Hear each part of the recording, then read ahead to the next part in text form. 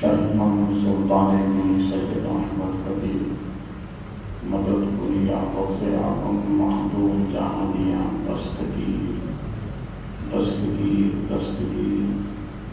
وصلی اللہ علیہ وسلم برحمت اللہ الرحمن الرحیم.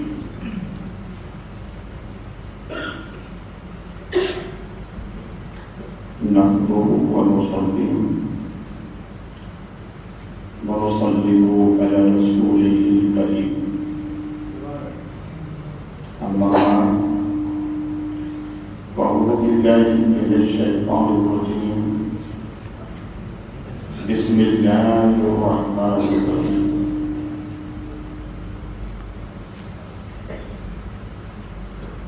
والضحى والليل إذا سجى. آمنت بالله صدق الله مولانا العظيم وصدق رسوله النبي الكريم ونحن على ذلك لمن الشاهدين والشاكرين والحمد لله رب العالمين.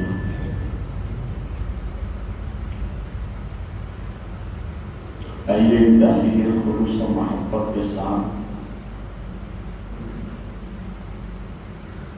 گنبد رسول کی جانب لو لگا کر بھیک دینے والی داتا و آقا نبی کونین سلطان دارین فاتح فضل و حنین جان حسنین جناب احمد مجتبی صلی اللہ علیہ وسلم کے درباری دروبار میں انتہائی خلوص کے ساتھ ہدیہ درود پیش کریں. اللہم صلی مولانا محمد ناظر نور والسلام علیہ وسلم صلاۃ و سلام علیک سیدی یا حبیبی یا رسول اللہ.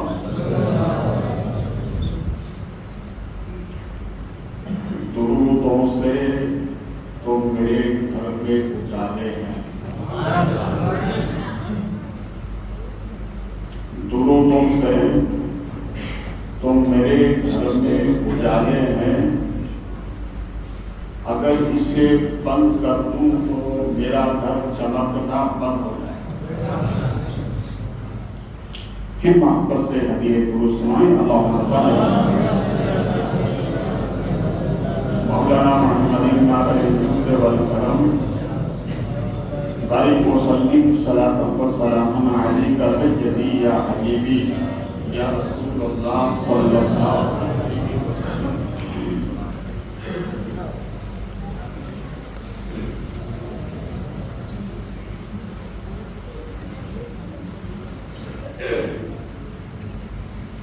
امام الشریعت و طریقت الشاہ امام احمد رضا خان علیہ رحمت و رضوان یوں عرض کرتے ہیں وہ کمال حسن حضور ہے.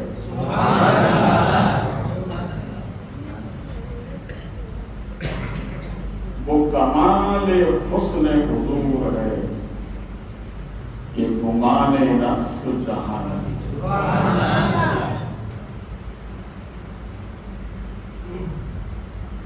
وہ کمال یعنی اس کا کوئی جواب ہی نہیں.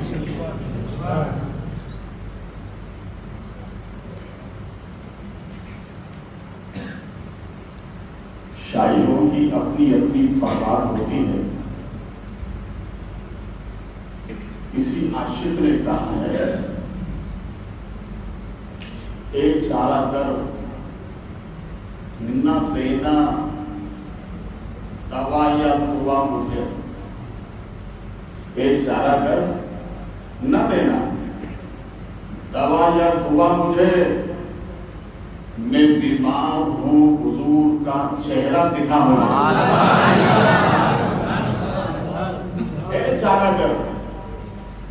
نہ دینا دوا یا دعا مجھے، میں بیمار ہوں حضور کا چہرہ دکھا، چہرہ دکھا مجھے۔ سب کی تمنائیں ہوتی ہیں مگر ان کی تمنا دیکھیں، یوں کہتے ہیں محشر میں ایک ایسا لمحہ وہ دینا خدا مجھے، محشر میں ایک ایسا وہ لمحہ دینا خدا مجھے، میں مصطفیٰ کو دیکھ لوں مصطفیٰ مجھے، میں مصطفیٰ کو دیکھ لوں مصطفیٰ مجھے۔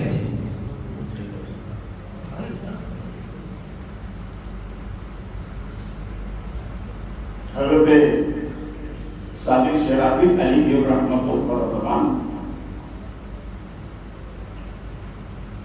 یوں گنگناتے ہیں، بلغ الاولی بکمالہ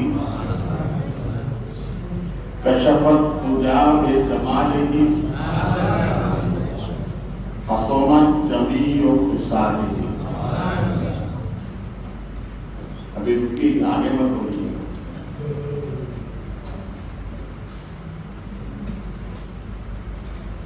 پھر آگے کرتے ہیں بلغ الاولی بکمالہ کشفت تجا بجمالہ حسنت جمیع خصالہ۔ اب آگے یاد نہیں آ رہا، اس لیے کہ یہ شاعری جو ہے نا یہ تلوار کے اوپر چلنے کے مطابق، پھسل گئے تو گئے، اس لیے قلم رکھ دیا اور سوچنے لگے۔ پھر کہتے ہیں بلغ الاولی بکمالہ کشفت تجا بجمالہ حسنت جمیع خصالہ۔ پھر رک گئے، ٹیک لگایا، آنکھیں بند کر کہ اب اس لمحے میں رہبری تو میرے نبی ہی کریں گے، اس لیے ان کی شان کی بات میں ان کی تعریف کر رہا ہوں۔ آنکھیں بند کی، قنوت کی تعریف ہوئی، کیا دیکھے نبی آ گئے۔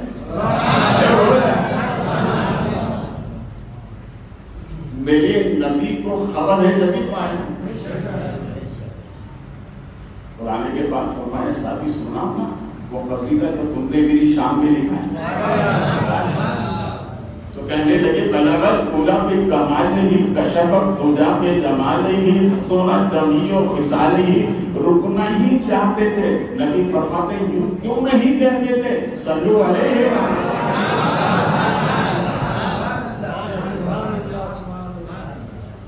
کیا مطلب؟ جہاں بھی ہماری حیات کی کشتی رکتی ہے نبی سہارا دیتے ہیں۔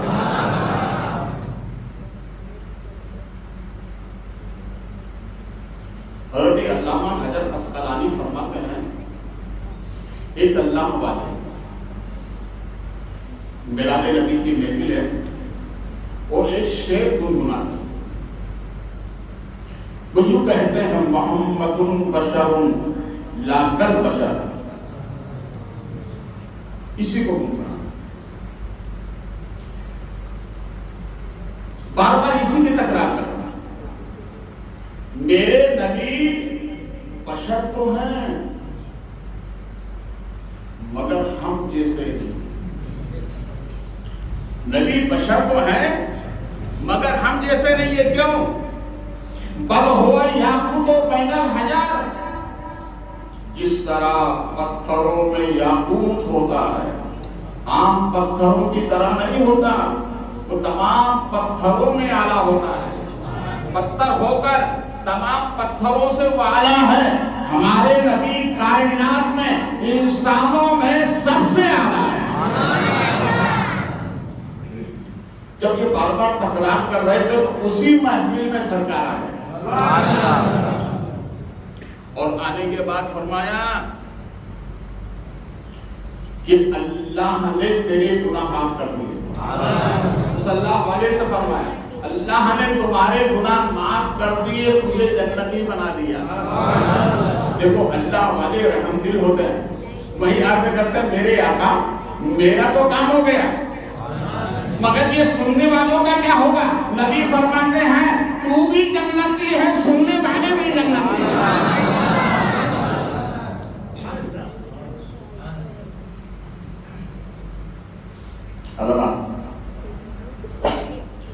میں نے جس آیت کریمہ کو عنوان سخن بنایا، تھوڑا اس کا پس منظر سمجھتے پھر آگے چلیں۔ دیکھیے ہر کام کی حکمت ہوتی ہے، بغیر حکمت کے کوئی چیز خالی نہیں۔ مولانا روم فرماتے ہیں کہ حضرت موسیٰ علیہ السلام نے دیوار پر چھپکلی چل رہی تھی، چھپکلی جانتے ہیں، وہ چل رہی تھی، دیکھ کر فرمایا کہ اے مولا تو نے اسے کیوں پیدا کیا؟ ارشاد فرمایا موسیٰ جس طرح میں نے تجھے کسی کام کے لیے پیدا کیا ہے، اسے بھی کسی کام کے لیے پیدا کیا۔ میری کاراگری میں حکمت ہے۔ بات سمجھ میں آئی نا؟ اب آئیے رسول کریم صلی اللہ علیہ وسلم کا وحی آنا بند ہوا، جبریل ابھی آنا بند ہو گیا جو وحی لے کر آتے تھے۔ اب یہ بات کفار و مشرکین میں پھیلی تو سب نے یہ کہنا شروع کر دیا کہ محمد کو ان کے رب نے چھوڑ دیا۔ چلتی رہی بات۔ ابو لہب کی بیوی ام جمیل دروازے پر جاتی ہے، ہاتھ رکھتی ہے اور کہتی ہے اے محمد تیرے رب نے تجھے چھوڑ دیا، اور رب کی شان میں اس نے نازیبا کلمات کہے۔ تو رسول کریم صلی اللہ علیہ وسلم نے جانب آسمان دیکھ کر کہا مولا اگر مجھے یہ قوم کہے یہ قوم مجھے برا کہے برداشت ہے، مجنون کہے برداشت ہے، جو بھی کہے مجھے برداشت ہے، مگر مولا یہ مجھے برداشت نہیں ہوتا کہ جو بندہ ہو کر تجھے برا کہے۔ مولا مجھے یہ برداشت نہیں ہے۔ اتنا کہنا تھا کہ جبریل امین حاضر خدمت ہوئے اور آ کر عرض کرتے ہیں آقا آپ کا رب فرما رہا ہے وَالضُّحَىٰ، اے محبوب تمہارے چہرے کی قسم۔ دیکھیے محبت ویسے قسم ویسے نہیں کھائی جاتی، جس کی قسم کھائی جاتی ہے مطلب یہ ہے کہ اس سے محبت ہے۔ کبھی بیٹا محبت میں آ کر ماں کے سر پہ ہاتھ رکھ کر کے تھا ماں تمہارے سر کی قسم اب پورا کام نہیں کروں گا۔ کبھی کبھی ماں بیٹے کے سر پہ ہاتھ رکھ کر کہتی ہے بیٹا میری قسم کھا آئندہ کسی بروں کی صحبت میں نہیں رہو گے، یہ محبت ہے۔ رب فرمائے محبوب تمہارے چہرے کی قسم، اور ایک قسم یاد نہیں فرمائی، دوسری قسم واللیل، اے محبوب تمہاری زلفوں کی قسم۔ یہ جو کہہ رہے ہیں کہ محمد کے رب نے محمد کو چھوڑ دیا، اے محبوب میں نے بنایا اور میں چھوڑ دو؟ محبوب تمہارے چہرے کی قسم، یہ کتنے بول رہے ہیں سب جھوٹے ہیں۔ تمہارا رب کہہ رہا ہے جو کائنات میں سب سے سچا ہے، رب جیسا سچا بولیے نا، یہ ہمارا ایمان و عقیدہ ہے۔ اللہ سچا اور اللہ کی عطا سے ہمارے نبی سچے۔ رب نے فرمایا محبوب یہ مکے والے جتنے بھی یہ سب جھوٹے ہیں، میں کہہ رہا ہوں تمہارے چہرے کی قسم۔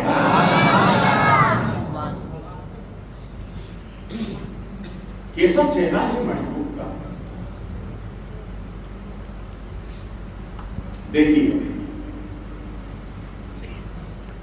جس نے نبی کو حالت ایمان میں دیکھا اور اسی پر خاتمہ ہوا اسے صحابی کہتے ہیں.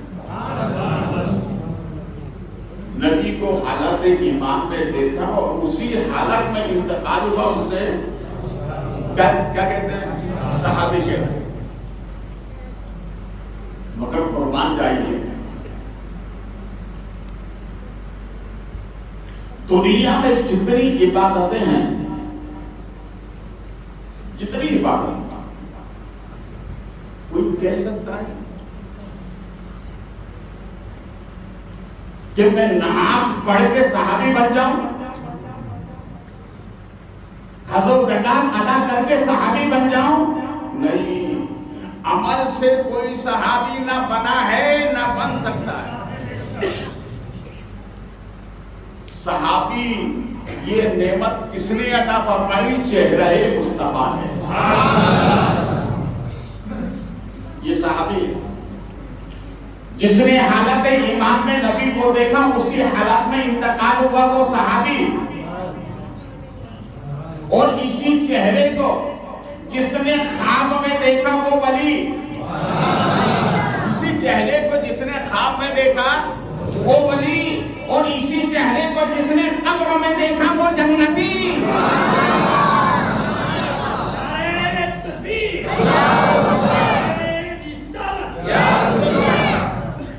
بتاؤ ہم نبی کو دیکھیں گے یا دیکھ پائیں یا نہ دیکھ پائیں، یہ ہماری زمین ہے، مگر قبر میں تو ضرور دیکھیں گے. قبر میں ضرور دیکھیں گے. اس چہرے کو دیکھنے والا صحابی، خواب میں دیکھنے والا ولی، اور قبر میں دیکھنے والا جنتی. سبحان اللہ. اور سنیے، پچھلے انبیاء اپنی امتوں کی قبر میں نہیں آتے، یہ ہمارے نبی کی خصوصیت میں ہے کہ ہمارے نبی اپنے امتیوں کی قبر میں آئیں گے. اپنے امتیوں کی بولیے قبر میں آئیں گے. لکھنؤ میں ایک اللہ والے ہیں، تاریخ میں جن کا نام آتا ہے حضرت شاہ مینا، بہت مشہور گرو. ایک جہلیہ سب پھر آپ کے پاس آیا اور آنے کے بعد کہنے لگا، کیا آپ کا عقیدہ یہ دین کا دیا ہوا عقیدہ یہ اسلام کے دستور میں شامل ہے کہ آپ کے امتی آپ کے نبی ہر امتی کی قبر میں آتے ہیں؟ فرمایا جی ہاں. پھر کہنے لگا، کیا حضور آپ کا بھی عقیدہ ہے؟ کہا میرا بھی عقیدہ ہے. تو وہ سوال کرتا ہے، حضور یہ بتائیں، آپ کے امتیوں کی جو تعداد ہے نا، جس طرح سے زمین پہ ذرات بکھرے ہوئے ہیں ایسے ہر جگہ موجود ہے. ہمارے نبی نے فرمایا تھا ایک وقت وہ آئے گا کہ جہاں سے سورج نکلتا ہے، جہاں غروب ہوتا ہے، ہر جگہ میرا امتی موجود ہے. تو وہ کہنے لگا کہ حضور یہ بتائیں، اگر آپ کے نبی قبر میں آتے ہیں تو ایک مشرق میں، ایک مغرب میں، ایک شمال میں، ایک جنوب میں، ایک ہی وقت میں چاروں کو دفنایا گیا. آپ کے نبی کی ذات ایک ہے، ایک ہی وقت میں سپرد خاک کیا گیا. تو کیا آپ کے نبی چاروں قبروں میں ایک ساتھ پہنچ جائیں گے؟ اب دیکھیے، ایسے سرفروں کو سمجھانے کے لیے ولی کی ولایت کام آتی ہے. اب حضرت نے کتاب نہیں منگوائی، اسے کیسے سمجھایا؟ ارشاد فرمایا کہ اچھا یہ بتا کہ یہ سامنے جو درخت ہے اس کے پتے گر سکتے ہو تو؟ یہ تو بہت مشکل بات ہے. کیا اس میں کچھ نظر آ رہا ہے؟ کیا کچھ بھی نہیں، صرف پتا ہے. کیا آنکھیں بند کر، آنکھیں بند کی. تھوڑی دیر کے بعد فرمایا کہ اچھا آپ آنکھیں کھول کے دیکھ. پہلے آنکھیں بند کی تھی تو پتا تھا، جتنے پتے تھے خالی تھے، اس میں کچھ نہیں تھا.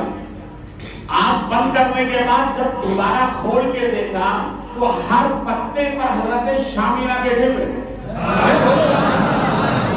ہر پتے پر حضرت شامینہ بیٹھے ہوئے تھے۔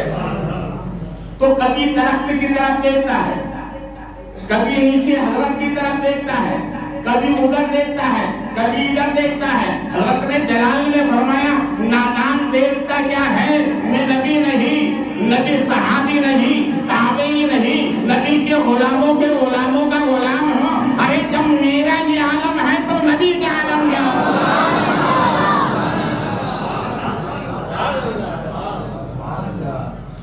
ایسے سرفروں کے لیے ولایت کام آتی ہے۔ تو ہمارے نبی ہر قبر میں اپنے امتیوں کی قبر میں آئیں گے۔ اہل سنت کا متفقہ عقیدہ ہے، تمام محدثین اس بات پر اجماع کرتے ہیں کہ ہمارے نبی اپنے غلاموں کی محفل میں آتے ہیں، سب کا اتفاق ہے، اور نبی قبر میں بھی آئیں گے، مگر محفل میں آتے ہیں دکھتے نہیں۔ محفل میں آتے ہیں، بولیے، دکھتے نہیں، مگر یاد رکھیے دیکھنے والوں نے دیکھا ہے، ہم نے تو نہیں دیکھا، شاعروں نے ضرور دیکھا، امام نے ضرور دیکھا، غوث اعظم نے ضرور دیکھا، امام حسین نے ضرور دیکھا، مولا علی نے ضرور دیکھا، اور ہم ان کے کہے پر کہتے ہیں کہ نبی آتے ہیں۔ ہم نے تو نہیں دیکھا، انہوں نے دیکھا، مگر دکھائی نہیں دیتے، اور قبر میں آئیں گے تو دکھائی دیں گے۔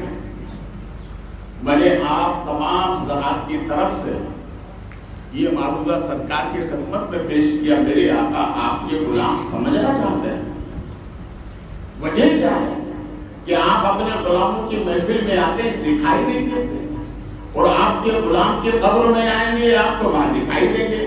سرکار یہ فلسفہ کیا ہے؟ تو گنبد رسول سے رحمت برستی نظر۔ نبی ارشاد فرماتے ہیں میرے غلاموں، میں تمہاری محفل میں آتا ہوں دکھائی نہیں دیتا، اور قبر میں آؤں گا تو دکھائی دوں گا۔ محفل میں آنے کے بعد دکھائی اس لیے نہیں دیتا، دیکھتا ہوں مانتا ہے کہ نہیں، دیکھتا ہوں مانتا ہے کہ نہیں، اور قبر میں اس لیے دکھائی دوں گا، دیکھتا ہوں پہچانتا ہے کہ نہیں۔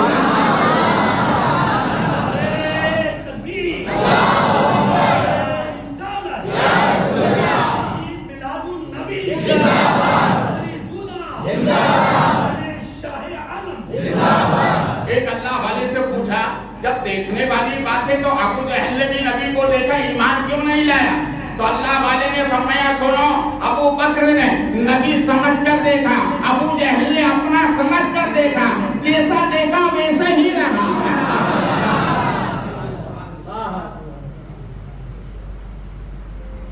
رب فرماتا ہے محبوب تمہارے چہرے کی قسم کیسا چہرہ ہے؟ اللہ نے اپنے محبوب کے چہرے انور میں 3 خوبیاں عطا فرمائی، ویسے پورا سراپا موجودہ، مگر میں جس نوعیت سے عرض کر رہا ہوں، دیکھیے اس کائنات میں 1,00,000 کم و بیش 24,000 انبیاء کرام آئے، اللہ نے ہر نبی کے چہرے میں 2 خوبی عطا فرمائی، اور ہمارے نبی کے چہرے میں 3 خوبی عطا فرمائی۔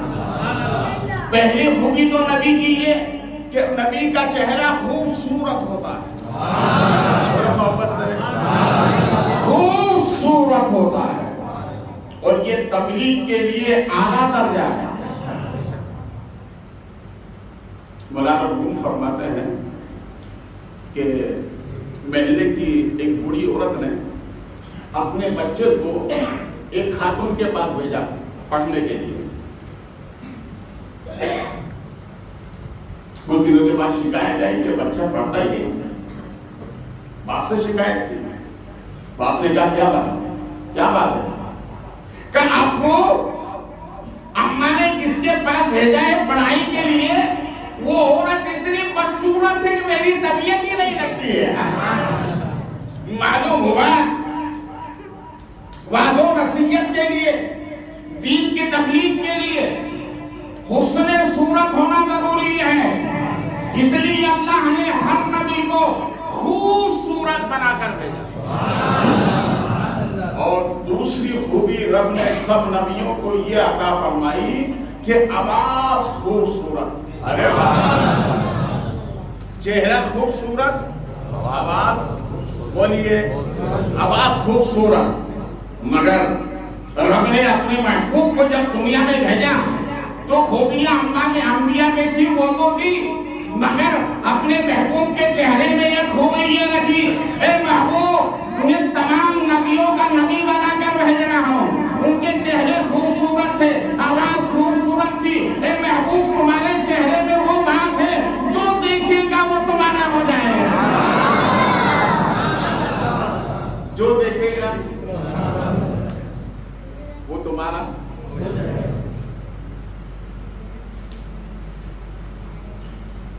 علامہ بدر الدین آئینی علیہ رحمت و رضوان ارشاد فرماتے ہیں کہ اللہ نے جتنے نبیوں کو بھیجا اپنی نشانی دے کر بھیجا. کیا نشانی؟ میری طرف دیکھیں آپ سب، اپنی نشانی دے کر بھیجا. نشانی یہ تھی کہ جس نبی کو رب نے بھیجا ان کے داہنے ہاتھ میں ایک اکڑا ہوا گوشت کا ٹکڑا اور اس پر مہر نبوت ہوتی.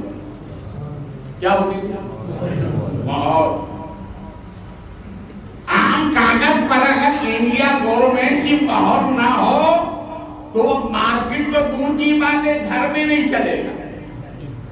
اس لیے کہ انڈیا گورنمنٹ کی مہر ہونا ضروری ہے، تبھی وہ نوٹ کہلائے گا، تبھی وہ سکہ چلے گا. یہ انبیاء کی ذات ستردہ صفات ہے کہ اللہ نے اپنی مہر دے کر بھیجا تاکہ معلوم ہو جائے کہ جھوٹا کون ہے سچا کون ہے. جھوٹے اور سچے کی فرق کرنے کے لیے اللہ نے انبیاء اکرام کے ظاہری جانب مہر نبوت لگا. مگر علامہ بدر الدین عینی بڑی پیاری بات فرما رہے ہیں کہ جب اللہ نے اپنے محبوب کو بھیجا تو داہنے ہاتھ میں مہر نہیں لگائی. کیا لگائی؟ کیا لگائی؟ مہر لگائی. دیکھیے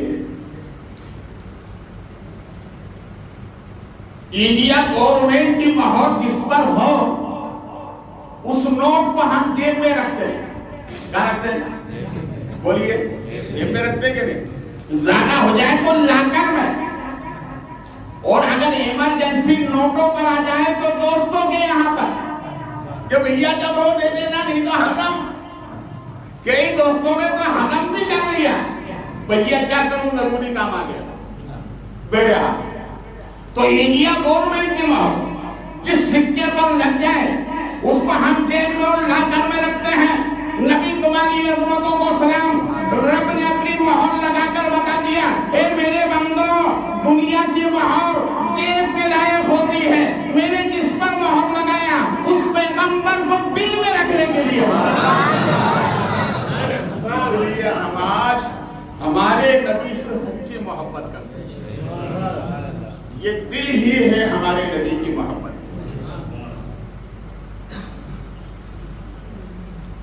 اب مہر یہاں کیوں لگائی؟ سب نبیوں کے داہنے ہاتھ میں. اللہ کے نبی سے جب ان کا ماننے والا مصافحہ کرتا تھا خوشبو آتی تھی. کیا آتی تھی؟ خوشبو آتی تھی. لوگ پہچان لیتے یہ اللہ کا برحق نبی. مگر سرکار کی پشت پر علامہ عینی فرماتے اس لیے ہر نبی کے داہنے ہاتھ پر دی مصافحہ کرے معلوم ہو جائے سچا پیغمبر ہے. مگر جب رب نے اپنے محبوب کو بھیجا طریقہ بدل دیا، ہاتھ میں نہیں پشت میں لگائی، اور ارشاد فرمایا محبوب وہ اور نبی تھے جن کو داہنے ہاتھ میں ضرورت تھی مہر نبوت کی، اے محبوب تمہاری پشت میں لگا کر میں یہ بتانا چاہتا ہوں، اے محبوب تیرا چہرہ اتنا خوبصورت بنایا، ہاتھ ملانے کی ضرورت نہیں، چہرہ دیکھے گا مسلمان ہوگا، چہرہ دیکھے گا بولیے مسلمان ہو جائے۔ کتنا خوبصورت پیغمبر کا چہرہ، نبی کی راہ میں کانٹے بچھائے گئے، اور یہ کام جو عورت کرتی تھی جنگل میں جاتی کانٹے والی شاخیں لے کر آتی، اور سرکار جہاں سے گزر فرماتے حرم آنے جانے کے لیے اسی راستے پر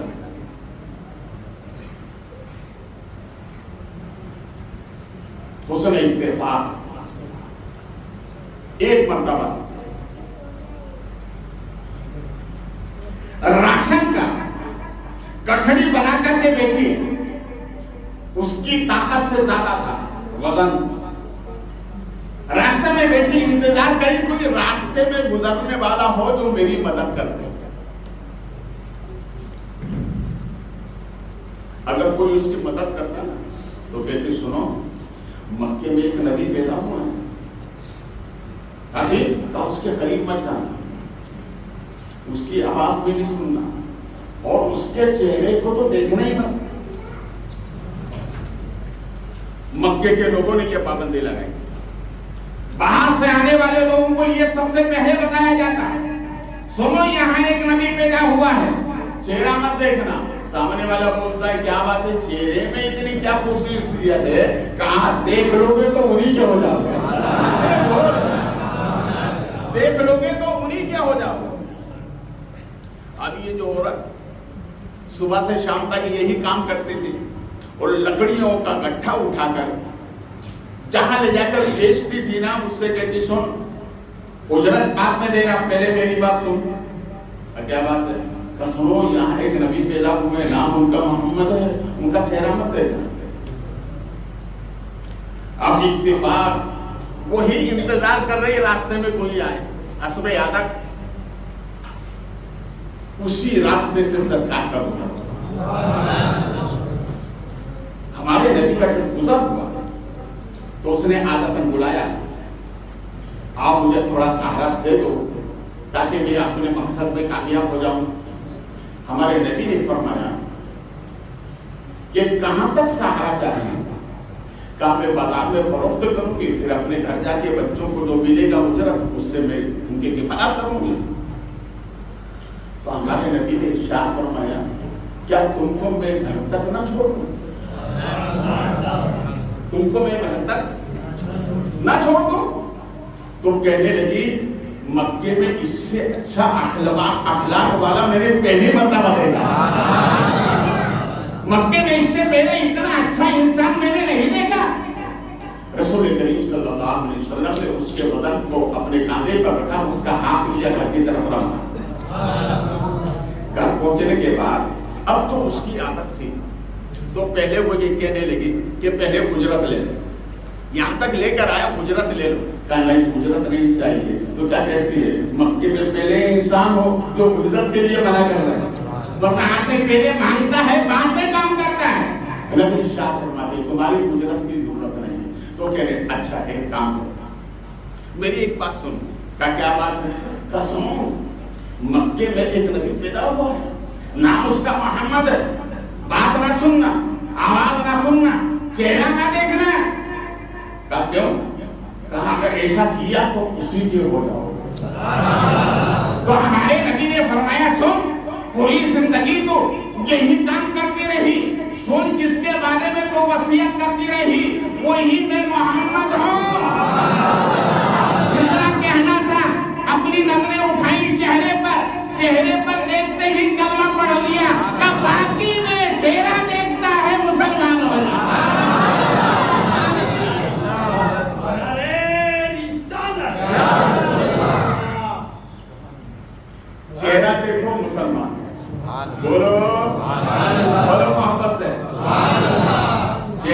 کو اسی لیے اس کائنات میں ہمارے نبی کے بعد جن صحابہ نے نبی کو دیکھا وہ صحابی ہیں، وہ تمام انسانوں میں افضل ہیں۔ کیا ہے؟ افضل ہے، کسی عمل کی بنیاد پر نہیں، نبی کو دیکھنے کی بنیاد۔ نبی کے چہرے نے پوری انسانیت میں ان کو اعلیٰ کر دیا۔ ارے جو دیکھے وہ اتنا اعلیٰ ہے، جس کا چہرہ ہے وہ کتنا اعلیٰ ہوگا۔ کوئی بھی صحابی کے برابر بولیے نہیں ہو سکتا۔ اچھا دوسری بات، یا سامنے میرے حاجی صاحبان بیٹھے ہوئے، ان سے پوچھو بھیا حج کرنے گئے تھے اتنا پیسہ لگا کے کیا قبول ہو گیا؟ کرنا صاحب، قبول کرنا نہ کرنا تو یہ تو رب کی بات ہے نا۔ معلوم ہوا ہر عمل میں بندے کو شک ہے کہ قبول ہوگا یا نہیں، مگر نبی کو دیکھنے کا یہ ایسا عمل ہے، یہ قبول ہی قبول ہے، اور دیکھنے والا جنتی ہے، جنتی، دیکھنے والا جنتی ہے۔ صحابی سب سے افضل ہے، صحابی سب سے۔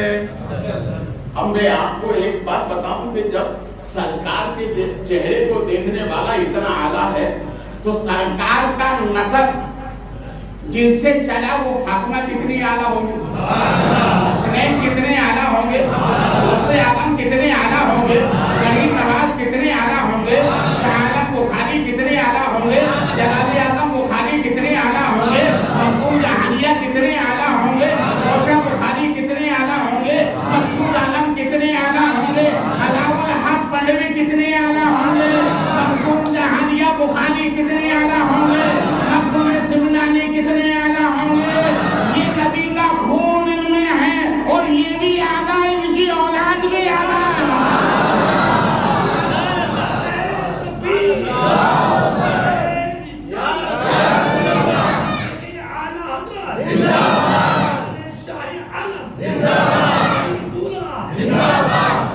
علامہ شامی سے کسی نے سوال کیا، حضور یہ بتائیں عالم افضل کے سید، یہ علماء بیٹھے ہوئے ہیں، عالم افضل کے سید، تو علامہ شامی فرماتے ہیں سید افضل ہے، علماء پر سے سید افضل ہے۔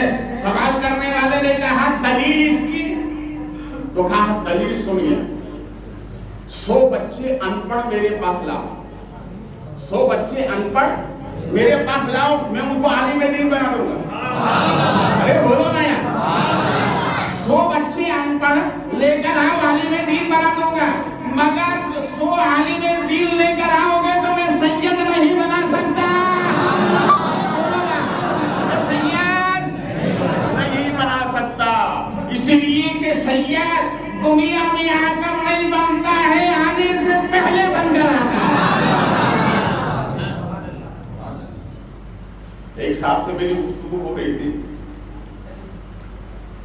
تو کہنے لگی اچھا آپ مولانا بھی ہیں؟ جی ہاں۔ تو میں نے کہا کہ آپ ہے نا میرے ساتھ مولانا مت لگائیے، اس لیے کہ میں سید برادری کا آدمی ہوں۔ تو کہا درود ابراہیم یاد ہے؟ کہ یاد ہے، تو آپ سنائیے۔ تو میں نے کہا اللہم صلی علی سیدنا و مولانا، تو میں نے کہا کہ اس درود ابراہیم میں مولانا پہلے کہ سید پہلے؟ ارے بولو نا یار، مولانا پہلے کہ سید؟ کہا سید، میں نے کہا سید پہلے ہے، میں سید ہوں، میں سید پہلے ہوں، مولانا بعد میں ہوں۔ اگر ایک آدمی انجینئر ہے تو صرف وہ انجینئر ہی نہیں ہے، اس کی دوسری خوبی بھی ہوگی، وہ پڑھا لکھا بھی ہے، اس کو گیان بھی ہے، اس کو تعلیم بھی ہے، مگر سب سے اعلیٰ وہ انجینئر۔ ایک پروفیسر ویسے پروفیسر نہیں بنتا، پہلے نیچے سب سیڑھیاں اگالنا پڑتی ہے تب جا کے پروفیسر بنتا ہے، ویسے نہیں بنتا۔ مگر ایک عالم دین اگر وہ سید برادری سے نہیں ہے تو ہمارے لیے حکم ہے کہ اس کو عالم کہو، اس کو مولانا کہو، اس لیے کہ یہ اس کی زندگی کی اعلیٰ ڈگری ہے۔ مگر اگر ایک سید ہے تو اس کو مولانا مت کہنا، اس لیے کہ مولانا بعد میں ہے، سید پہلے ہے، اور جو اعلیٰ ڈگری ہوتی ہے اسی سے یاد کیا جائے، اسی سے یاد کیا جائے۔ اس لیے ہم جماعت صحابہ بڑے سے بڑے قاری گزرے ہیں، عالم دین گزرے ہیں، مگر ہم کو کوئی قاری صحابی نہیں کہتا، عالم دین صحابی نہیں کہتا۔ اس لیے سب صحابی اس لیے کہتے ہیں کہ یہ صحابیت کا الفاظ، یہ لفظ اتنا اعلیٰ ہے کہ علم پیچھے ہے، قرآن پیچھے ہے، اور یہ سب سے اعلیٰ۔ یہ بولو نا، تو وہ کہنے لگے حضرت آپ تو پیر بھی تو لگواتے ہیں۔ تو میں نے کہا بھیا یہ پیر، لفظ پیر ہے نا، یہ میری خاندان در خاندان چلا رہا۔ بولو گنا دو، اب بات آ گئی تو سن لو۔ نقلی بہت ملیں گے مگر سونا وہی سونا ہوتا ہے جو کسوٹی پر آ جائے، اسی کو سونا کہتے ہیں۔ امام حسین کے آخری صاحبزادے یعنی ان سے بڑے امام زین العابدین، ان کے بیٹے امام باقر، ان کے بیٹے جعفر صادق جس کے عمروں کی فاتحہ دلاتے، ان کے بیٹے امام موسیٰ قاضی کاظمین شریفین میں آرام فرمائے بغداد شریف، ان کے بیٹے امام علی رضا مسجد شریف میں آرام فرمائے، ان کے بیٹے امام تقی، ان کے بیٹے امام نقی، ان کے بیٹے حضرت علی حسن عسکری، اور ان کے بھائی حضرت جعفر ثانی۔ میرا جو شجرہ ہے وہ بیان کر رہا ہوں۔ جعفر ثانی، ان کے بیٹے حضرت علی اصغر، ان کے بیٹے امام محمد، ان کے بیٹے امام احمد، ان کے بیٹے ہیں امام محمود، امام محمود کے بیٹے ہیں شاہ عبداللہ قطار جو سامرا شریف بغداد شریف میں آرام فرمائے، ان کے بیٹے ہیں جعفر ثانی، ان کے بیٹے ہیں سلطان بخارا علی المعیت سلطان بخاری، ان کے بیٹے ہیں جعفر ثانی، پھر ان کے بیٹے ہیں جلال الدین بخاری شریف والے، ان کے بیٹے ہیں سرکار احمد مخدوم بخاری، ان کے بیٹے ہیں مخدوم جہانیہ بخاری، ان کے بیٹے ہیں نوشہ بخاری، ان کے بیٹے ہیں قطب عالم بخاری، ان کے بیٹے ہیں شاہ عالم بخاری، ان کے بیٹے ہیں نوشہ عبدالستار بخاری۔ سرکار کے پائتی میں پہلا مدار ہے وہ میرے دادا ہے، انہی کے نسل سے میں ہوں۔ نوشہ بخاری کے بیٹے ہیں ماہ عالم بخاری، وہی آرام فرمائے، ان کے بیٹے ہیں مقصود عالم بخاری، پھر ان کے بیٹے ہیں سید محمد فاضل بخاری جو میرے بڑے دادا، ان کے بیٹے ہیں عبداللطیف شاہ عبداللہ قتال بخاری جو بریلی شریف میں آرام فرمائے، ان کے بیٹے ہیں سراج الدین ثانی بخاری، ان کے بیٹے ہیں سراج الحق بخاری، ان کے بیٹے ہیں سراج الثانی الاول بخاری، ان کے بیٹے ہیں سعادت علی بخاری، ان کے بیٹے ہیں سید مشرف حسین بخاری، ان کے بیٹے علی اصغر بخاری، ان کے بیٹے ہیں شاکر علی بخاری۔ یہ میں نے اس لیے بتایا کہ مارکیٹ میں کالے کپڑے پہن کر بہت پھر رہے ہیں، کسی کے چنگل میں نہ آنا۔ سچا وفادار دین کا وہ ہے جو غریب نواز سے محبت کرتا ہے، امام احمد رضا سے محبت کرتا ہے، شاہ عالم سے محبت کرتا ہے۔ اندر کچھ باہر کچھ یہ مومن ہونے کی علامت نہیں ہے، تو منافقت ہے۔ مولا کائنات فرماتے ہیں مومن وہ جو زبان پہ رکھے وہی دل میں، یہ مومن کی تعریف ہے۔ تو میں نے یہ شجرہ آپ کو اس لیے بتایا تاکہ آپ کو معلوم ہو جائے پتھر پھینکنے والے بہت ہوتے ہیں. کوئی بھی اگر پتھر پھینکے تو جواب دو.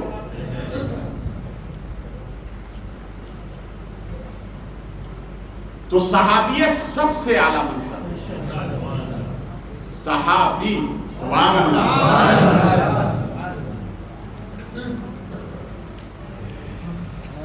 اب آئیے ہم تدریجاً کچھ واقعات کی طرف چلتے ہیں. رسول کریم صلی اللہ علیہ وسلم میرے آقا نے جب ہجرت فرمائی, اس میں بھی حکمت. حضرت ابو بکر صدیق ساتھ میں غار ثور میں وہاں سے نکلے. میں صرف اشارے کی زبان میں بول رہا ہوں. وہاں سے نکلے, سرکار کی صحبت میں 3 دن کیا رہے, ابو بکر بدل گئے. اور ایسے بدلے جب مدینہ پہنچے تو مدینہ والے یہ پہچان نہیں پا رہے تھے کہ آقا کون ہے, غلام کون ہے. آقا کون ہے, غلام کون ہے. نبی کی صحبت جب انسان کو ایسا بدل دیتی ہے تو نبی کا خون جس میں ہو اسے کیسا بدل. مدینے والے دیکھ کر کہنے لگے, پہچان نہیں پائے آقا کون ہے, غلام کون ہے. تو حضرت ابو بکر صدیق تاڑ گئے. تاڑنے والے قیامت کی نظر رکھتے ہیں. سمجھ گئے کہ ان کو پہچاننے میں تردد ہو رہا ہے. تو حضرت ابو بکر صدیق رومال لے کر سائبان کر دیا سرکار اور ہوا کرنے لگے تاکہ آنے والوں کو معلوم ہو جائے جسے ہوا کی جا رہی ہے وہ آقا ہے اور وہ کر رہا ہے وہ خالق ہے. کیسا بدلا سرکار. اب اسی صحبت کا اثر دیکھیے. حضرت ابو بکر صدیق عرض کرتے ہیں, میرے آقا, النظر الى وجہ علی, النظر الى وجہ رسول اللہ صلی اللہ علیہ وسلم. مجھے کائنات میں سب سے افضل کوئی چیز ہے تو یہ ہے کہ میری نظریں رہیں رسول کا چہرہ رہے. میری نظر ہو رسول کا, بولیے میری نظر ہو رسول کا چہرہ ہو, یہ مجھے سب سے افضل ہے. میں نے ارشاد فرمایا, ابو بکر تم نے وفاداری کی حد کر دی تو ہم نے بھی دینے میں حد کر دی. یہ ابو بکر سن لو, تم نے محبت میں حد کر دی تو یہ ہماری محبت ہے کہ اے ابو بکر تم میدان میں بھی میرے ساتھ رہو گے, حوض کوثر میں بھی میرے ساتھ رہو گے. دیکھو بھیا, آقا تو آقا ہوتا ہے, نوازنے پہ آ جائے تو کیا کہنا, دریا بہا دیتا ہے. کیا بتا دیتا ہے, بولیے. اسی عاشق نے بہت اچھی بات کہی, مولانا سنیے. ہر وقت ان کے کرم کا دریا رہتا ہے چڑھا ہوا. ہر وقت ان کے کرم کا دریا رہتا ہے چڑھا ہوا. تھا سوال بوند کا دریا بڑا ہوا. تھا سوال بوند کا دریا آتا ہوا.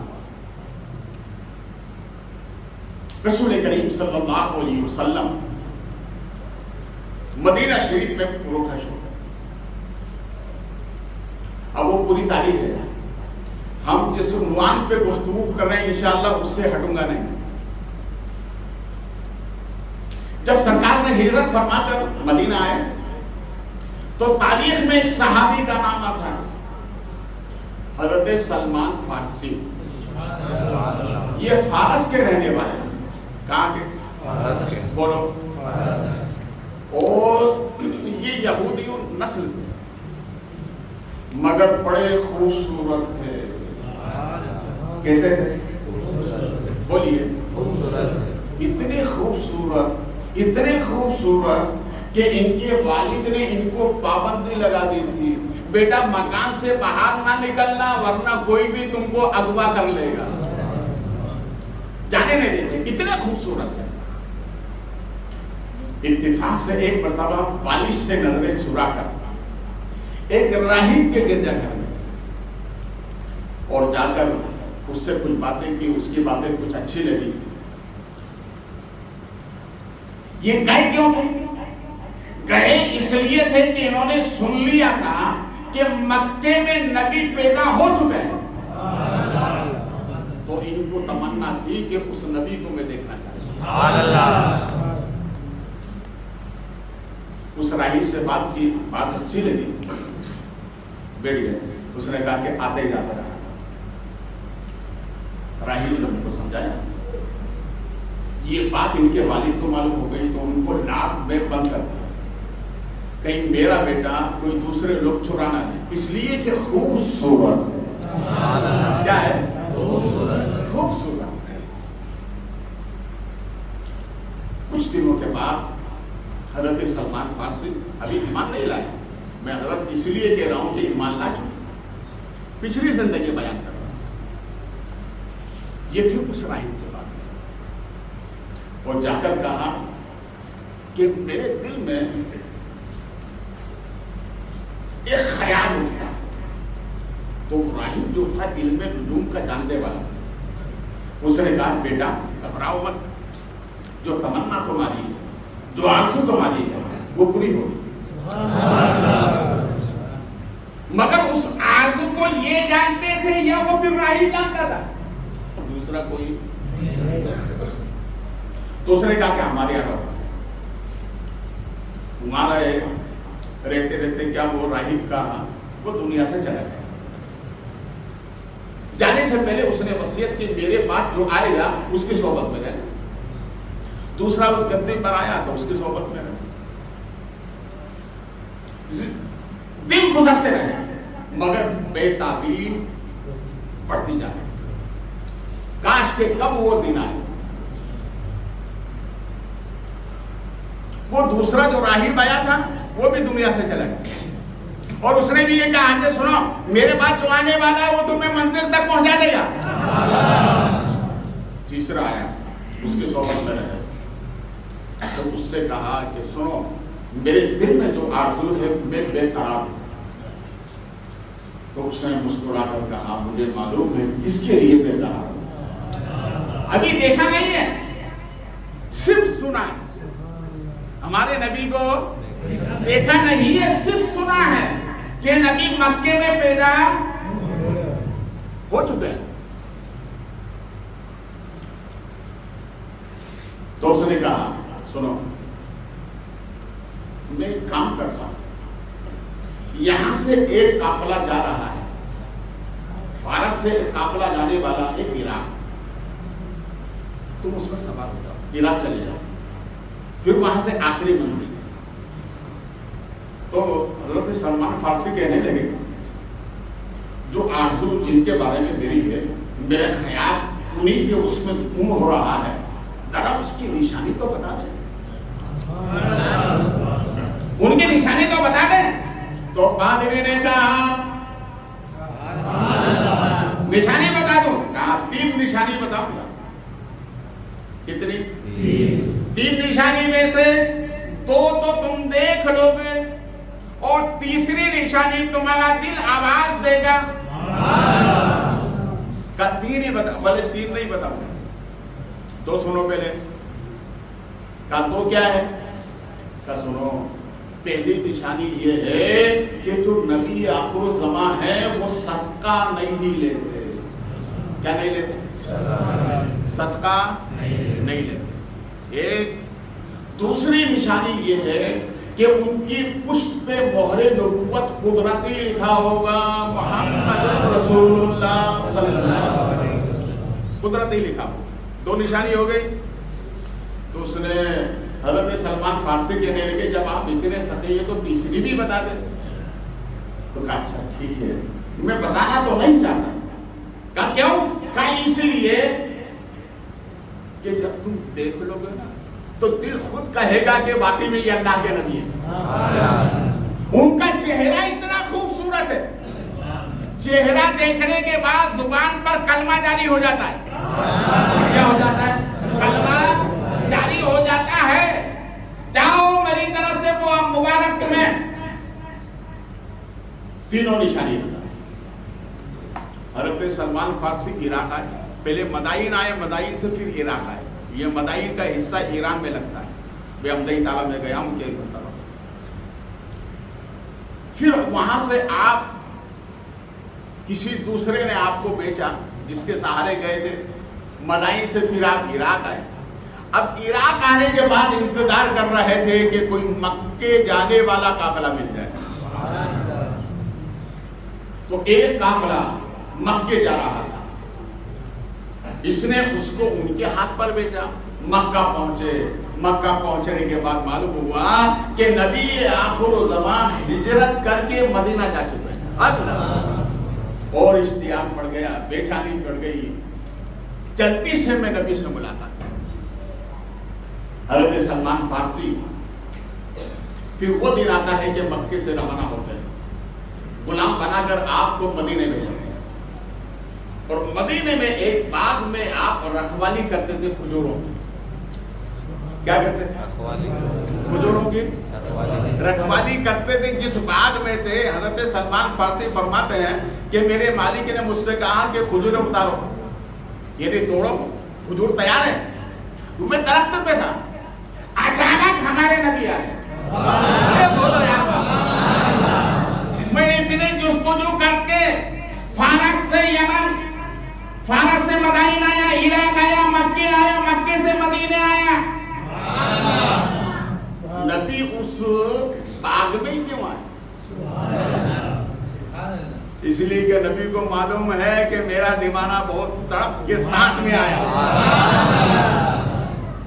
تو ہمارے باپ کے جو مالک تھے وہ سب آگے پیچھے ہو گئے. حضرت سلمان فارسی نے فرمایا کہ جب سرکار کو میں نے دیکھا تو دیکھتے ہی زبان پہ جاری ہو گیا کلمہ. بولو محبت سے, کیا جاری ہو گیا؟ بولیے بولیے, کیا جاری ہو گیا؟ کلمہ جاری ہو گیا. اور اس کے بعد میں حضرت سلمان فارسی نے 1 کلو کے قریب کھجور لی اور نیت کی کہ یہ صدقہ ہے. کیا کیا؟ نیت کی یہ صدقہ ہے. اور وہ لے کر خدمت میں گئے تو فرماتے ہیں ہمارے نبی سلمان کلمہ نہیں پڑھتا ہے اور صدقہ بھی لے کر آتا ہے.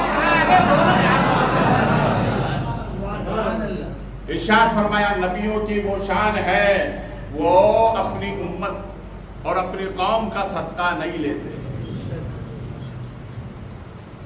دو نشانی ہو گئی, مسلمان بھی ہو گئے, یہ نشانی بھی دیکھ لی. اب تیسری نشانی جو تھی مہر نبوت. بڑے محبت سے ایک صحابی رسول کا انتقال ہوا. رسول کریم صلی اللہ علیہ وسلم ان کی لہر میں اترے. مدینے کے ٹھنڈی ہوا چل رہی ہے. سرکار دو عالم صلی اللہ علیہ وسلم کا یہ حصہ تھوڑا جبہ مبارک کا کھسکا تو حضرت سلمان فارسی کہتے ہیں میں نے مہر نبوت کی زیارت بھی کر لی. وہ کہا نبی آپ پر سلام, تم میں نے فارس میں دیکھا تھا, وہ مدینے میں دیکھ رہا ہوں. اس لیے تو رب فرماتا ہے محبوب تمہارے چہرے کی قسم. کیا فرماتا ہے اللہ؟ بولو یار, سنیو کتنے قسمت والے ہو یار کہ اللہ جس چہرے کی قسم یاد کر رہے ہیں اس چہرے سے محبت کرتے ہیں. یعنی کیا مطلب؟ رب جسے چاہتا ہے ہم بھی اسے چاہتے ہیں. ہماری چاہت کا دنیا میں کوئی جواب نہیں ہے, سب اپنے اپنے اعتبار سے محبت کرتے ہیں. مگر کائنات میں یہ سنی مسلمان ایسا ہے واحد ہے کہ جسے رب چاہتا ہے اسے ہم چاہتے ہیں. جسے رب چاہتا ہے بولیے. دیکھو سرکار کی چاہت سبحان اللہ. ایک صحابی ہیں 8 سال کی عمر ہے ان کی, ابو معذورہ تاریخ میں ان کا نام آتا ہے. انہوں نے اپنی ماں سے کہا کہ ماں بڑی غربت ہے, آدھی آدھی روٹی کھانے کو ملتی. کبھی ایسا ہوتا ہے کہ ایک ٹائم کھاؤ ایک ٹائم بھوکے رہو. تو ماں کوئی ایسا طریقہ نہیں کہ اپنی غربت دور ہو جائے. تو ماں نے کہا کہ بیٹا ایک کام کرو, تم مدینے چلے. مدینے میں کہا ماں تمہاری خالہ رہتی ہے, ان کی بکریاں چرانا، انہیں کیا کھانا کھانا، وہی زندگی بسر کرنا، پھر آگے جیسا بھی ہوگا دیکھا جائے گا۔ تو مدینہ شریف آ گئے۔ اب مدینہ شریف میں اپنی خالہ کی بکریاں جنگل میں لے کے جاتے، آتے جاتے تھے۔ اتفاق سے ابو معذورہ بکریاں لے کر آ رہے تھے، اسی راستے سے ہمارے نبی کا گزر ہوا۔ بولو یار، ہمارے نبی کا گزر ہوا۔ راویوں کا بیان ہے نبی نے نہیں دیکھا، نبی نے انہیں نہیں دیکھا، انہوں نے نبی کو دیکھا۔ وہ دیکھا تو دیکھتے رہ گئے، دیکھا تو دیکھتے رہ گئے۔ گھر میں ان کے خالہ گئے اور صبح بکریاں لے کر جنگل میں چھوڑ دیا، اور مدینہ شریف میں لوگوں سے معلوم کرتے کرتے مسجد نبی میں پہنچ گئے۔ ارے بولو یار، سرکار کی بارگاہ میں پہنچ گئے۔ 8 سال کی عمر ہے، صحابہ کی مقدس جماعت ہے، رسول کریم صلی اللہ علیہ وسلم کے چہرے کو دیکھے، چہرہ کیا دیکھا، دل دے دیا۔ چہرہ کیا دیکھا، دیکھنے والے کہا کرتے ہیں اللہ اللہ، یاد آتا ہے خدا دیکھ کے صورت تیری، یاد آتا ہے دیکھ کے خدا صورت تیری۔ یہ صورت اس صورت کی برکت ہے، یہ صورت اس صورت کی برکت ہے۔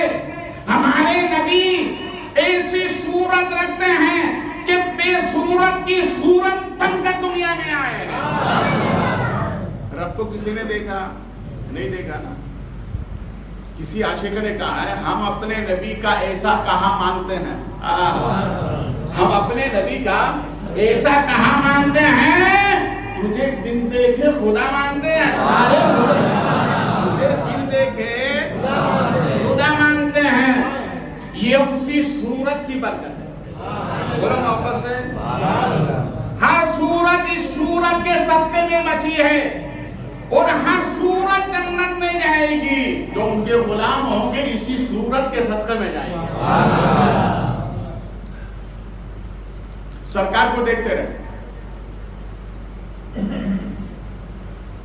دل بھر کے دیکھا، دل دے دیا۔ شام کو جب گھر پہ گئے نا تو ان کی خالہ کو معلوم ہو گیا کہ یہ کہاں جاتا ہے۔ سنو، بہت نوجوان غور سے سننا میری بات۔ خالہ نے کہا سن، بہت غریب اٹھا کے آیا ہے، ڈر ڈر کے ٹھوکریں کھا کے آیا ہے، کھانے کو آدھی روٹی ملتی تھی، میری بہن کے کہنے پر میں نے تجھے یہاں رکھا ہے، خبردار آج کے بعد محمد عربی کی بارگاہ میں گیا۔ یہ خاموش ہے، کچھ نہیں بولا۔ اس کی خالہ نے اس کی ماں کو خبر دی، ماں دوڑے دوڑے آئے۔ ماں تو ماں ہوتی نا یار، بولیے، ماں ماں ہوتی۔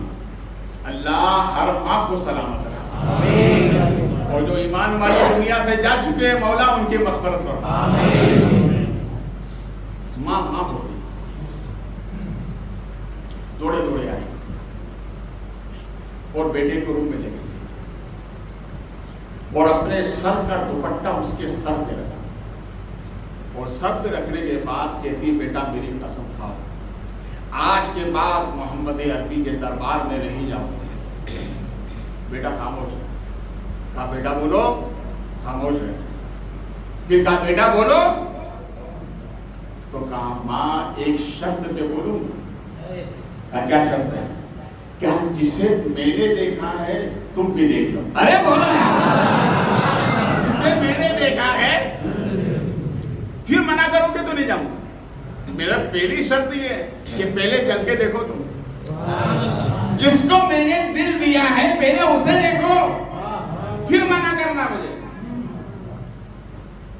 تمہارے کہا بیٹا دیکھنے میں کیا ہے، ٹھیک ہے دیکھ لیں گے۔ انہوں نے اپنی بہن سے کہا کہ بیٹا ایسا بول رہا، ٹھیک ہے دیکھ لیں۔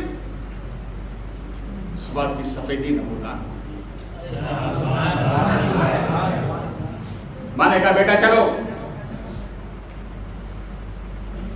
کہا ٹھیک چلیے. بیٹا آگے, اس کے پیچھے اس کی ماں, ماں کے پیچھے اس کی خالہ. اس ترتیب کے ساتھ گھر سے نکلے. کہاں جا رہے ہیں؟ بولیے. جسے اس نے دیکھا اس کو دکھانے کے لیے یہ لے کے جا رہا. نماز فجر کے بعد سرکار صحابہ کو نصیحت فرما رہے ہیں. اس وقت پردے کا حکم نہیں آیا, نصیحت فرما رہے ہیں.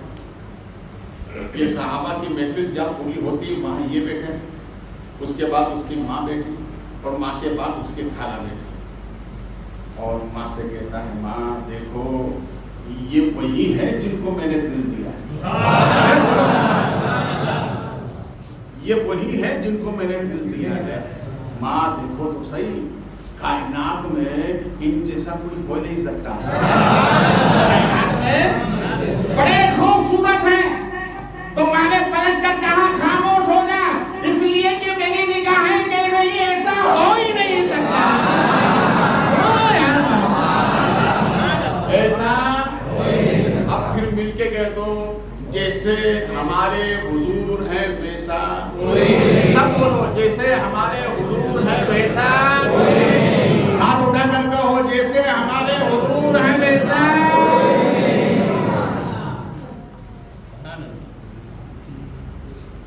سبحان یہ شان ہے ہمارے ہیں. حضرت سلمان فارسی سرکار کی خدمت میں آئے, کہا آقا آزادی چاہتا ہوں, غلام تھے نا. تو سرکار نے فرمایا ابو بکر آؤ ان کو آزاد کراؤ. فرمایا کہ جاؤ اپنے مالک سے پوچھنا کیا بولتا ہے. تو یہ جب اپنے مالک کے پاس گئے نا اور کہا اس سے بھائی مجھے آزاد کر دو, تو بولے پہلے تو کم میں آزاد کرتا, اب نہیں کروں گا, اور اگر کروں گا تو منہ مانگا پیسہ لوں گا. تو انہوں نے کہا کہ پہلے تو وہ سستے میں آزاد کر رہے تھے, اب تیری قیمت بڑھ گئی ہے. ارے بولو یار, اب تیری قیمت بڑھ گئی ہے, اب سستے میں نہیں بیچوں گا. کہا اتنا بھاؤ بڑھا کیسے دیا؟ کہا اس لیے کہ محمد عربی کا جو کلمہ پڑھتا ہے وہ آنا ہو جاتا ہے. انہوں نے تو اس وقت کلمہ پڑھا, ہم تو آنے کے بعد ہی پڑھے, ہے نا. ماں باپ آدم دلواتے ہیں کہ نہیں؟ یہ کیا ہے؟ کلمہ ہی تو ہے سرکار کا. تو اس نے کہا سنو تمہیں آزادی چاہیے نا, اتنا سونا چاہیے, اتنے درہم چاہیے, اور 300 کھجوروں کے درخت چاہیے باغ میں لگے ہوئے, اور شرط یہ کہ گنجے نہیں ہونا چاہیے, پھل ہونا چاہیے, اور پھل بھی کچے نہیں پکے. تو حضرت سلمان فارسی نے کہا جاؤ شرط منظور ہے. ارے بولو یار, شرط منظور ہے. آئے سرکار کی بارگاہ میں, کہا میرے آقا اس نے تو بڑی قیمت بڑھا دی. تو سرکار نے فرمایا بڑھائے کیوں نہیں, اس لیے کہ تم میری غلامی میں آ گئے. سرکار نے حضرت ابو بکر صدیق سے فرمایا کہ جاؤ یہ قیمت ادا کرو, ادا کرو. اب رہا 300 درخت والا بات, سرکار نے فرمایا 300 پودے لے کر لائے گئے. آج بھی مدینہ شریف میں سلمان فارسی کا بھائی, حضرت سلمان فارسی سرکار وہاں گئے, پودے لگا. بہت ذمہ داری سے بول رہا ہوں, سرکار نے لگائے پودے.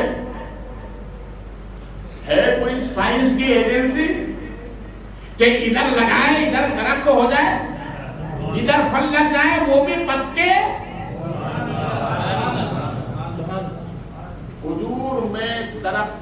کھجور کے درخت میں پھل آنے میں 2 سال لگتے ہیں. کتنے؟ بولیے 2 سال. اگر ہم نے لگایا پودا تو 2 سال کے بعد وہ پھل دے گا. مگر ہمارے نبی نے لگائے ایک کے بعد ایک کے بعد. حضرت سلمان فارسی فرماتے ہیں کہ نبی نے پہلے جو لگایا دوسرا جب لگایا تو پہلا اس سے بڑا ہو گیا. پہلا اس سے بڑا ہو گیا. میرے نبی نے 299 پودے لگائے. کتنے؟ حضرت سلمان فارسی فرماتے ہیں نبی لگاتے جاتے وہ بڑے ہوتے جاتے, پھول لگنے کے بعد پھل بھی آ گئے, پکے بھی ہو گئے. تو حضرت فاروق اعظم ساتھ میں تھے, انہوں نے سوچا میرے آقا آپ کو اتنی تکلیف کیوں ہو, سرکار ایک میں ہی لگائی ایک. اب یہیں پر میں آپ کے دل و دماغ کو جھنجھوڑ رہا ہوں. اس کو اپنے دماغ کی کھوپڑی میں بسا کے رکھنے کا.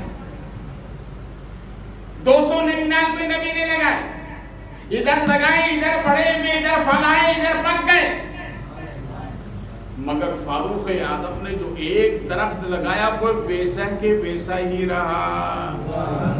نہ بڑا, نہ پھول آئے, نہ پھل آئے, نہ پکے, وہ ویسا کے, بولیے وہ ویسا کے ویسا ہی رہا. عرض کرتے ہیں آقا آپ نے لگائے, لگاتے ہی پھل آ گئے, وہ بھی پک کے. سرکار میں نے جو لگایا ویسے کے ویسے ہی رہا. فرمایا نبی نے عمر سن لے, یہاں سے معلوم ہوا نبی اور ہوتا ہے, امتی اور ہوتا ہے. ارے بولو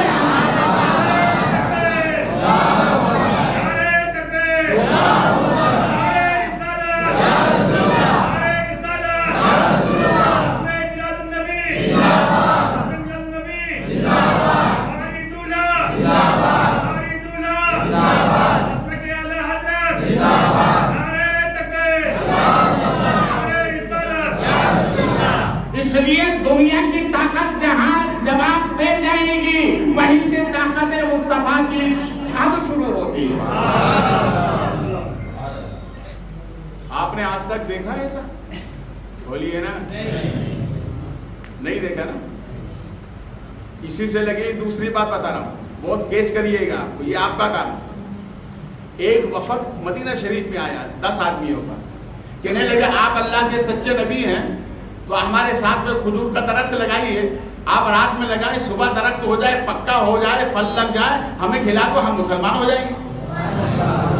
تو میرے سرکار نے فرمایا سچ بول رہے ہو, اس لیے کہ منافقین بھی آتے تھے نا. بولے نہیں ہم ایمان لے آئیں گے. رسول کریم صلی اللہ علیہ وسلم حجرہ عائشہ سے نکلے, سرکار گئے اور کھجور کی گٹھلی زمین پر لگی, گٹھلی زمین پر لگائی اور ارشاد فرمایا فجر کے بعد میں آنا کا, میرے پیچھے نماز فجر پڑھنے کا, اور وہاں سے ہم یہاں پر آئیں گے, یہ بڑا بھی ہو جائے گا, پھل بھی آ جائیں گے, پک بھی جائیں گے, مدینے کی ہوا چلے گی تو گرنے بھی لگ جائیں گے.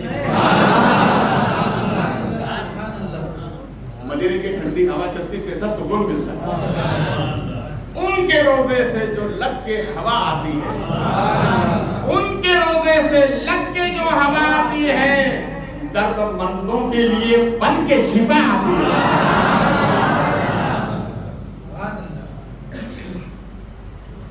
وہ 10 جو آئے تھے نا, اس میں ایک اندر سے خراب تھا, سمجھ گئے نا.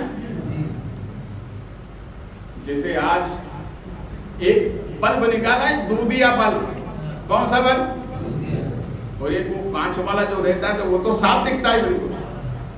ایک دودھیا بلب ہے نا, یہ ایسا دودھیا معلوم ہی نہیں پڑتا ہے یا نہیں. کانچ والا تو معلوم پڑ جائے, اندر والی تار پھر جائے تو معلوم پڑ جائے 60 ہو گیا یہ, مگر یہ دودھیا تو معلوم ہی نہیں پڑتا. آپ معلوم کیسے کریں؟ تو اس کو یا نبی کے بورڈ پر لگا دو, معلوم پڑ جائے گا ہے یا نہیں. بولو نا یار, اس لیے سنی ہر جگہ کھڑے ہو کر کہتا ہے یا نبی سلام علیکم, تاکہ پہچان ہو جائے اپنے میں پرائے میں.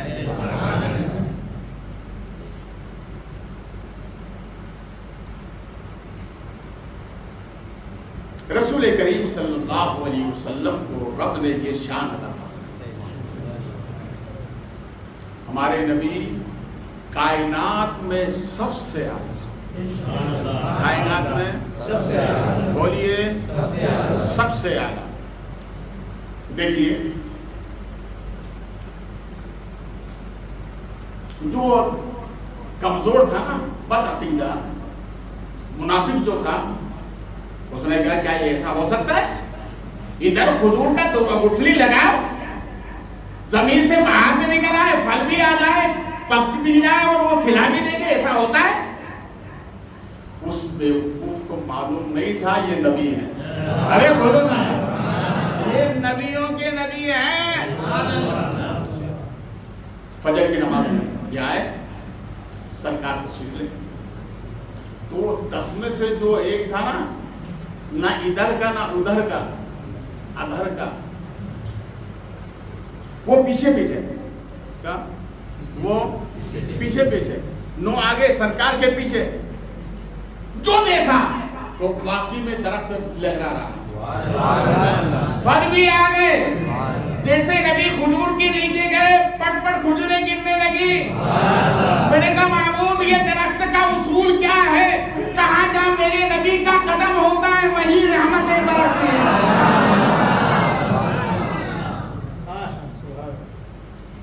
رسول کریم صلی اللہ علیہ وسلم نے سب کو عطا فرمائی، سب کو دی، مگر جس کے دل میں چور ہے، چور تو پکڑائے گا نا، سب نے کھائی سبحان اللہ، نبی نے کھلا دیا مسلمان ہو جائیں گے، مگر جس کے دل میں چور تھا نا، اس نے کھجور کو یہ توڑا، اور توڑنے کے بعد کیا دیکھا؟ کھجور ہے، گٹھلی نہیں، کیا ہے؟ کھجور ہے، بولیے نا۔ اب اس نے توڑ کے کیوں دیکھا؟ سب نے نہیں دیکھا، اسی نے کیوں دیکھا؟ اس لیے کہ جب میرے نبی نے لگایا تھا تو اس نے دیکھی یہ جگہ کون سی ہے، نبی لگا کے چلے گئے، اس کے ساتھی بھی چلے گئے، یہ رات کے تیسرے پہر آیا، زمین کھوریدا اور گٹھلی لے کے چلا گیا، اور کہنے لگا جب گٹھلی نہیں ہوگی تو درخت نہیں، درخت نہیں تو پھل نہیں، پھل نہیں تو ہم کھائیں گے نہیں، جب کھائیں گے تو مسلمان نہیں ہوں گے، اس لیے توڑ کے دیکھا، جب گٹھلی نہ نکلی تو ساتھی سے کانا پھوسی کرنے لگا، ارے یار پھل تو ہے گٹھلی تو ہے نہیں۔ میرے نبی نے مسکرا کر فرمایا گٹھلی آئی کہاں سے جو تم نکال کر لے گیا ہے؟ ارے نعرہ تو اس پہ لگنا چاہیے،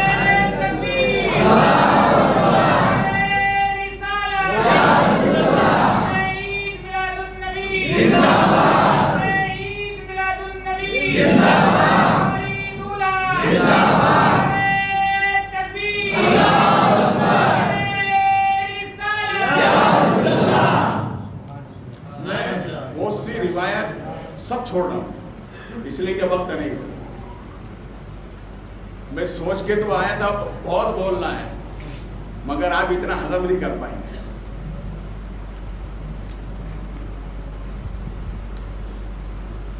مدینہ شریف ہے،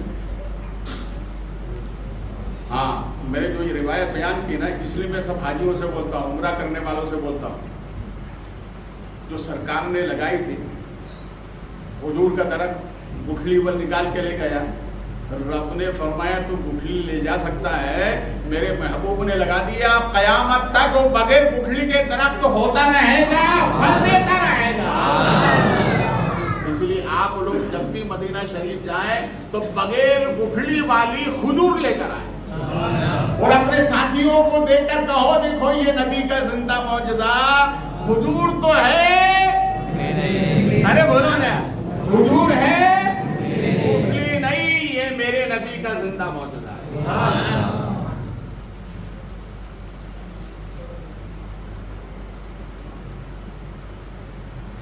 جب سرکار مدینہ تشریف لائے تو ایک یہودی کے بہت بڑے امام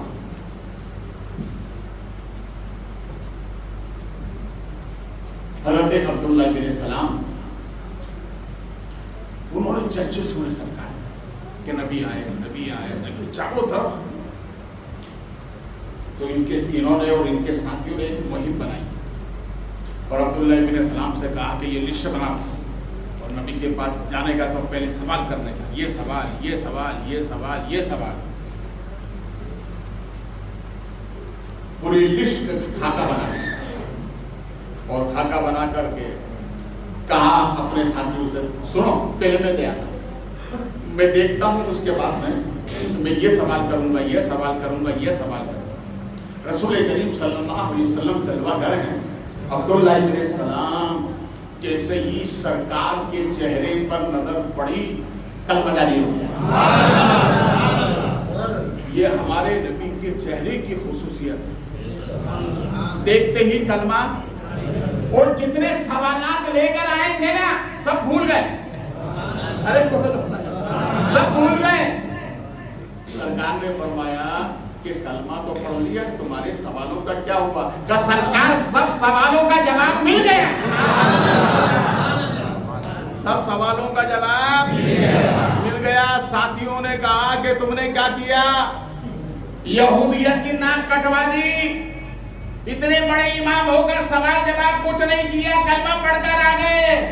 کہا کیا بتاؤں، چہرہ ہی ایسا، کیا بتاؤں؟ اس لیے تو رب فرماتا ہے محبوب تمہارے چہرے کی قسم، بولیے اے محبوب تمہارے چہرے کی قسم۔ دیکھیے یہ ہمارے سرکار کی خصوصیت ہے، جو دور سے اچھا لگتا ہے قریب میں آنے کے بعد اتنا اچھا نہیں لگتا۔ جب ہم ایک دوسرے سے رشتہ داری کرتے ہیں نا، رشتہ ہوتا ہے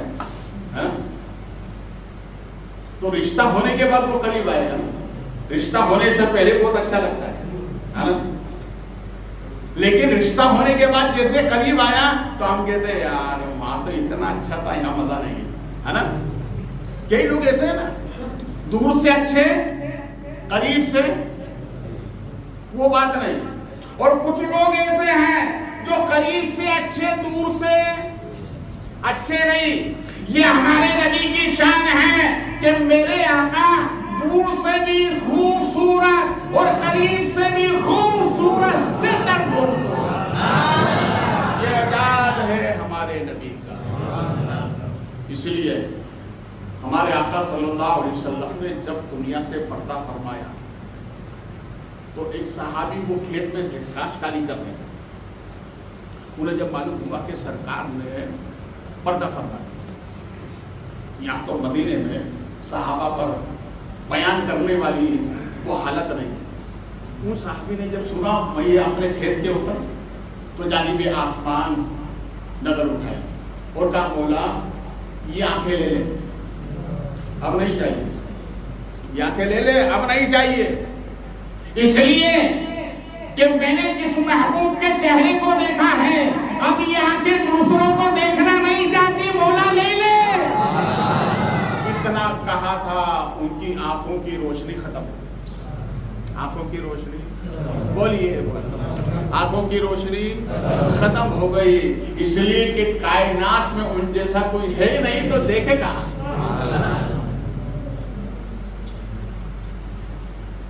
اب میں آخری بات بتا رہا ہوں، دیکھو ہمارے نبی کی شان، میلاد منانے والوں اپنی قسمت پر ناز کرو۔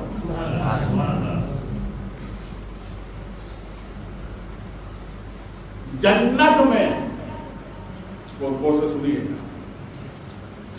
جنت میں وہ جگہ ہے عمل کی،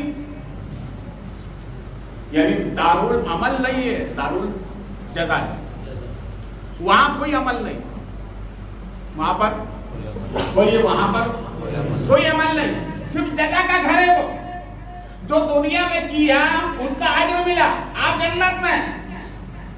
مگر جنت میں غور سے سنو، جنت میں قرآن پاک کی 2 سورت کی تلاوت ہوگی، کتنے بولیے اللہ شامی فرماتے ہیں 2 سورت کی تلاوت ہوگی۔ بھئی وہ جزا کا گھر ہے تو پڑھنے کی وجہ کیا ہے؟ علماء فرماتے کیا ثواب ملے گا؟ کہا نہیں، ثواب نہیں ملے گا، جنت میں جو تلاوت کی جائے گی وہ لذت کے لیے ہوگی۔ جنہوں نے دنیا میں محبوب کا چہرہ دیکھا. اب جنت میں وہ قرآن کی سورت پڑھیں جو یہاں لذت آ رہی تھی وہ جنت میں آئے گی. جو یہاں آئی تھی وہ جنت میں آئے گی. وہ کون سی سورت ہے؟ ایک تو سورہ طٰہٰ، ایک سورہ طٰہٰ اور دوسری سورت سورہ والضحیٰ. یہ دو سورت ہی کیوں؟ اس لیے کہ دونوں میں محبوب کے حسن کا ذکر ہے، اس لیے جنت میں تلاوت کی جائے گی.